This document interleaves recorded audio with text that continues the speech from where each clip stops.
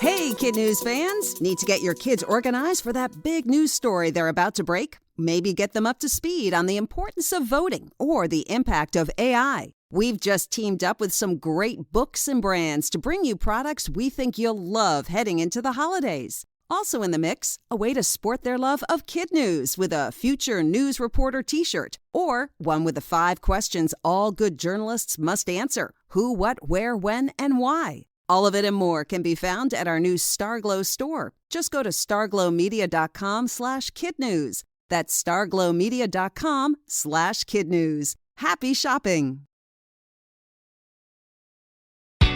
Good morning and welcome to KidNuz. I'm Tori. Today is Tuesday, December 5th, 2023. And we begin with a colorful rock band handing its epic career to avatars. The members of KISS said their final live goodbye over the weekend in a concert at New York's Madison Square Garden. The band, which has been performing since 1973, has decided to bow out after 50 years, sort of. At last weekend's concert, after they reached what appeared to be the end of the show, the 4 rockers disappeared in a huge cloud of smoke, only to be replaced by their digital doppelgangers. Computer images of each band member appeared on a giant screen to perform a final song for the audience. A spokesperson for KISS says the avatars will allow them to continue to perform forever and even give concerts in different cities simultaneously. The avatars were created by George Lucas's company, Industrial Light and Magic. It's a quantum leap for science. IBM yesterday announced the release of the largest quantum computer yet, giving a huge boost to a technology that reportedly can solve extremely complex problems in the blink of an eye. According to 60 Minutes, current computers hold information in 2 states, like either heads or tails, whereas quantum computers encode information on electrons, which can be heads, tails, and everything in between, all at the same time. This new way of computing will reportedly tackle problems in minutes that would take today's most powerful supercomputers millions of years to complete, if at all. But there is a downside. Quantum computers have to be kept in super cold conditions to maintain their accuracy, which means that quantum smartphone you're hoping for is probably not coming anytime soon.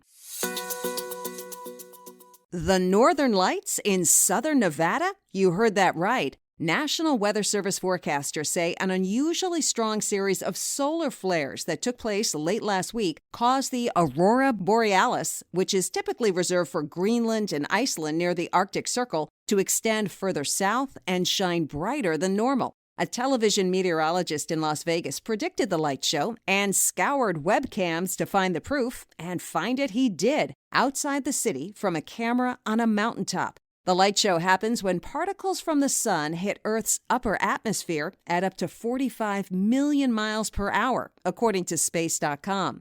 The geomagnetic storm that occurred on Friday was a level 3 out of 5 on a scale by NOAA, or the National Oceanic and Atmospheric Administration.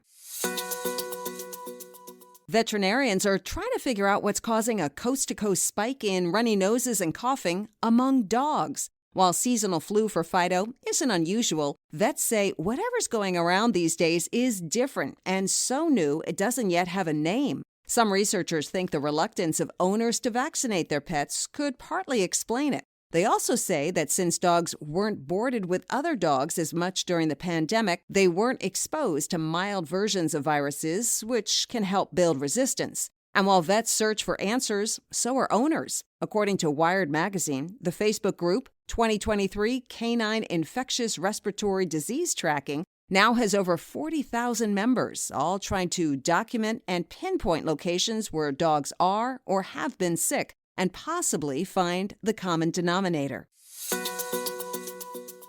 There's a famous novel that's called A Tree Grows in Brooklyn, but there soon may be lots of new trees growing all over the New York area. That's because the New York City Council has voted to plant thousands of new trees, 30% more by 2035. The aim is to cool the city and increase shade to offset climate change. But it's more than that. Trees have also been shown to improve health and well-being. Studies show they boost immunity, lower stress levels, and improve people's moods. In short, being surrounded by trees is healthy. And children who grow up in leafy areas tend to suffer less from asthma. Still to come, Tesla rolls out its new submarine-inspired truck, and as expected, it's turning heads. But first, we want to wish a big happy birthday to Shina Roy in Vallejo, California. We're told Shina listens to KidNuz every morning and loves to read, sketch, and explore new places. Shina, your family, and all of us at KidNuz hope you have a great day. Now, today's KidNuz quiz. What famous rock band will soon perform only as avatars? Kiss. What were the National Weather Service forecasters monitoring recently in Nevada?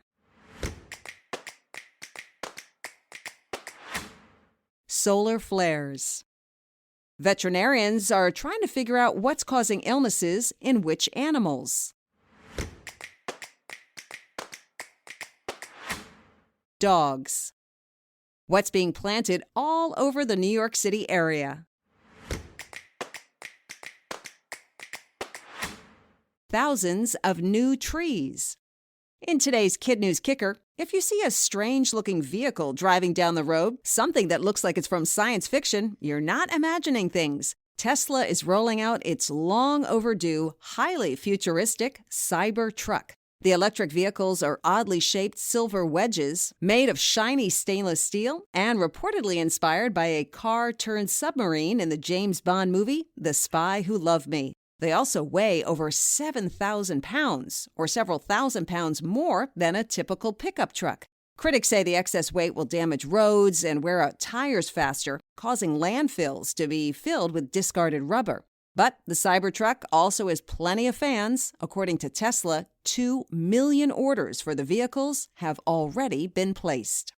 Before we go, thanks again to the Roy family of Vallejo, California for underwriting today's quiz, and happy 8th birthday to Shina. And shout-outs to our KidNuz classrooms, including Mrs. Littrell and her Trojans at Trojan Intermediate School in Potosi, Missouri, Mrs. Neiman and her Wolfpack at Emerson Hubbard in Emerson, Nebraska, and Mr. Stahl and his Tigers at Tyler Run in Powell, Ohio. Thanks for listening. As a reminder, KidNuz is a nonprofit that survives and thrives on donations. Please consider us in your end-of-year giving plan. All support is tax-deductible. We'll see you back here for more KidNuz tomorrow morning.